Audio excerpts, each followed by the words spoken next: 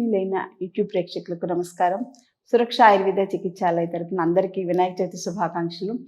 ఇప్పుడు మనం వినాయక పత్రిలో ఉండేటువంటి ఆరోగ్య రహస్యాలు, పత్రాలు సమర్పించేటువంటి అప్పుడు మనం స్మరించవలసినటువంటి మంత్రం గురించి కూడా తెలుసుకుందాం.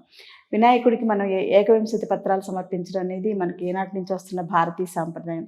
అందులో ఉపయోగించేటువంటి పత్రాలన్నీ కూడా అత్యంత అద్భుతమైనటువంటి ఔషధ విలువలు కలిగి ఉండడం అనేది చాలా విశిష్టమైనటువంటి విషయం. సో మనం ఏదో బజార్లో వాడు అమ్ముతున్నాడో తెచ్చేసుకుని అవి వేసేస్తే అయిపోయింది పూజ, లేకపోతే బయట నుంచి హోమ్ ఫుడ్స్ నుంచి రకరకాలుగా ఫుడ్స్ ఆర్డర్ పెట్టేసి అవి దేవుడికి పెట్టేసి అయిపోయింది అనుకోవడం కరెక్ట్ కాదు. మనం పాత పద్ధతుల్లో పండుగలు ఎలా చేసామో అలాగా త్రికరణ శుద్ధిగా మనసు, శరీరం, ఆత్మ అన్నీ కూడా అందులో చక్కగా మమేకమై ఉండేలాగానే చేసుకోవడం అనేది చాలా మంచి పద్ధతి. ఈ సందర్భంలో అంటే మన ప్రకృతితో కలిసిపోయి ప్రకృతిలో ఉండేటువంటి పత్రాలు తెచ్చుకుని వినాయకుడికి మనంతట మనమే అవన్నీ కూడా కలెక్ట్ చేసుకుని స్వహస్తాలతో కలెక్ట్ చేసుకుని తెచ్చుకుని సమర్పిస్తే ఇంకా పండుగ అద్భుతంగా ఉంటుంది. అలాగే ఇంట్లో ఆడవాళ్ళు చక్కగా ఇలాగ పసుపుతో వినాయకుడిని తయారు చేసుకుని ఇలా పిండి వంటలు అన్నీ కూడా మనకి వినాయకుడు ముఖ్యమైనవి ఏంటంటే ఉండ్రాళ్ళు కదా. ఉండ్రాళ్ళలోనే 4-5 రకాలు మీ ఓపిక ఏమీ లేకపోతే ఒక్కటి చేసుకున్న పరమాన్నం చేసి పెట్టినా ఆయన చాలా ఆనందిస్తాడు. ఎందుకంటే ఫలం పుష్పం తోయం ఏవైనా నాకు పర్వాలేదని పరమాత్ముడు భగవద్గీతలో చెప్పాడు. కాబట్టి మీకు ఏది అవకాశం ఏమీ లేకపోతే కొబ్బరికాయ కొట్టేసైనా దండం పెట్టుకోండి. కానీ చేసేది భక్తిగా పూర్తిగా అందులో మనస్సు, శరీరం అన్నీ కూడా లీనమయ్యేలా చేసుకోండి. సో ఇప్పుడు ఏంటంటే ఇప్పుడు మనం దేవుడికి సమర్పించే వాటిలో ఈ వావిలాకుని ఉపయోగించి దేవుడికి ఎలా సమర్పించుకోవాలి, వావిలాకులో ఉండేటువంటి ఆరోగ్య రహస్యాలు ఏంటి, ఈ వావిలాకు సమర్పించేటప్పుడు మనం స్మరించవలసినటువంటి మంత్రం ఏంటనేది చూద్దాం.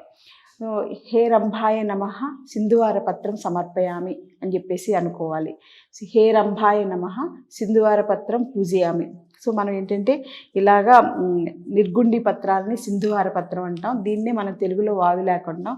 ఇది కూడా బిల్వపత్రం లాగానే ఇలాగా 3 ఆకులు కలిసి ఉంటాయి, కానీ సన్నగా కొంచెం అందంగా కొంచెం కోమలంగా ఉంటుందన్నమాట. సో దీనిని మనం ఓం హేరంభాయ నమః సింధువార పత్రం పూజయామి అని చెప్పేసి వినాయకుడికి ఇలాగా భక్తిగా సమర్పించుకోవాలి.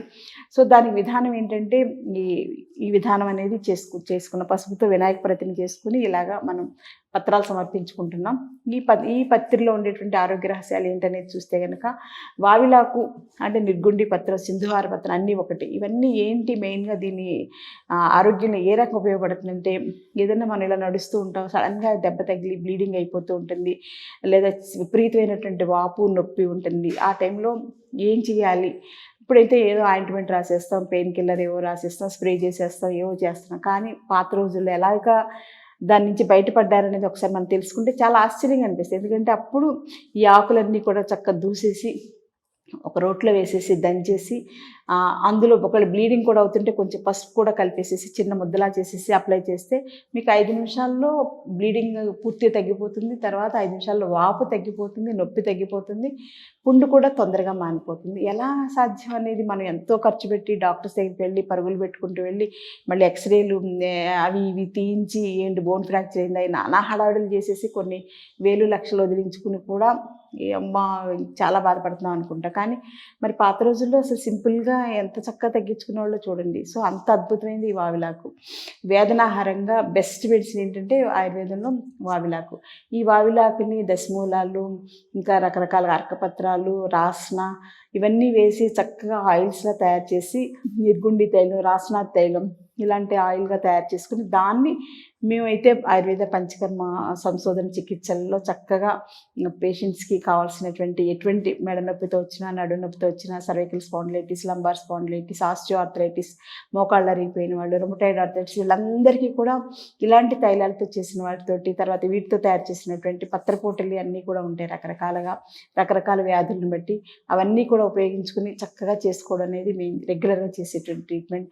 అద్భుతంగా 30-40 నిమిషాల్లోనే ఇంతలా ఉన్న కాళ్ళతో వచ్చిన వాళ్ళు, ఇంతలా ఉన్న మెడ వాచిపోయి ఉన్న వాళ్ళు చక్కగా తగ్గి వితిన్ 30 to 40 minutes వాపు తగ్గి, వేదన తగ్గి, చక్కగా నవ్వుతూ వెళ్ళడం అనేది ఆయుర్వేద చికిత్సల్లో ఉన్నటువంటి విశిష్టత. ఆయుర్వేదం అంటే ఆలస్యం సంవత్సరాలు మందులు వాడాలనుకుంటున్నా, అలా కాదు. సో ఇది ముఖ్యంగా వేదనాహారం. ఇంకొకటి ఏంటంటే బాలింతలకు కూడా చాలా ఇది అద్భుతమైనటువంటిది. ఎందుకంటే డెలివరీ అనేది పెద్ద ట్రామా. సో ఆ టైంలో మనకి అది భరించే శక్తి స్త్రీలకు మాత్రమే ఉంది. కాబట్టి భగవంతుడు స్త్రీలను మాత్రమే సృష్టికి ప్రతి సృష్టి చేసేలాగా వాళ్ళ శరీరం, వాళ్ళ ఆకృతి, మనస్సు అంతా కూడా సంసిద్ధం చేసి భూమి మీద పంపించాడు. సో అందుచేత స్త్రీలకి ఆ టైంలో పుత్రోత్సాహంలో ఏంటంటే పుత్రుడు పుడుతున్నాడు అనేటువంటి ఆనందంలో ఆ ట్రామా అనేది అసలు వాళ్ళకి తెలియదు. కానీ తర్వాత శరీరం అంతా కూడా వాతం పెరిగిపోయి చాలా ఇబ్బందులు వస్తాయి. సో అందుకని చాలామంది ఏంటంటే మనకి అటు శ్రీకాకుళం అటు సైడ్ వాళ్ళు కానీ లేకపోతే తెలంగాణ సైడ్ కానీ ఇలా వావిలి చెట్లు ఇంటికి ఫెన్సింగ్ లాగా వేసుకుంటారు. ఇలా అవసరమైనప్పుడు ఈ ఆకు దూసేసి ముఖ్యంగా బాలింతరాళ్ళకి ఈ ఆకును దూసేసి వేడి నీళ్ళలో వేసేసి మరిగించి ఆ వేడి నీళ్ళతోటి స్నానం చేయిస్తారు. అప్పుడు ఏంటంటే అందులో కొంచెం కావాలంటే మెడికేటెడ్గా ఇంకొంచెం పవర్ఫుల్గా ఉండటం కోసం యాంటీ బ్యాక్టీరియల్ ఎఫెక్ట్ కోసం కొంచెం పసుపు కూడా వేస్తారు. సో దీంతో స్నానం చేయడం వల్ల ఏ క్రిమికీటకాదులు బాలింతరాల చుట్టూ రావు. ఎందుకంటే బాలింతకి ఏదైనా ఎఫెక్ట్ వస్తే ఇమీడియట్గా చంటి పిల్లలు కూడా ఎఫెక్ట్ అవుతారు. దానివల్ల చాలా సమస్యలు తెచ్చుకోవడం. కాబట్టి prevention is better than cure అనేటువంటి కాన్సెప్ట్ తోటి ఈ పసుపు వావిలాకులతో చేసినటువంటి వేడి నీళ్ళతోటి స్నానం చేయిస్తారు. సో ఈ క్రమంగా కొన్నాళ్ళ పాటు ఒక 40 రోజుల పాటు ఇలా స్నానం చేయించడం వల్ల శరీరంలో ఎక్కువగా ఉన్నటువంటి వాతం తగ్గడానికి ఉపయోగపడుతుంది. దాంతోపాటుగా తెలియకుండా కడుపులో నొప్పులు, నడుము నొప్పులు ఇవన్నీ కూడా చాలా నొప్పులు వస్తాయి డెలివరీ టైంలో.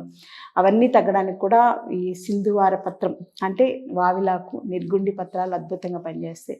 సో ఆయుర్వేదంలో ఇంత మంచి పత్రితోటి మనం వినాయకుడికి పూజ చేస్తూ అవన్నీ కూడా ఆ పత్రంతా కూడా మన పిల్లలకు పరిచయం చేసుకుంటూ పిల్లలు కూడా ఇవన్నీ వాడేలాగా ఉపయోగించుకునే ఆరోగ్యాన్ని సంరక్షించుకునే దిశలో కుటుంబం మొత్తం కలిసి చేసుకునేటువంటి వినాయక చవితి పండుగకి మరోసారి అందరికీ శుభాకాంక్షలు తెలియజేస్తూ ధన్యవాదాలు.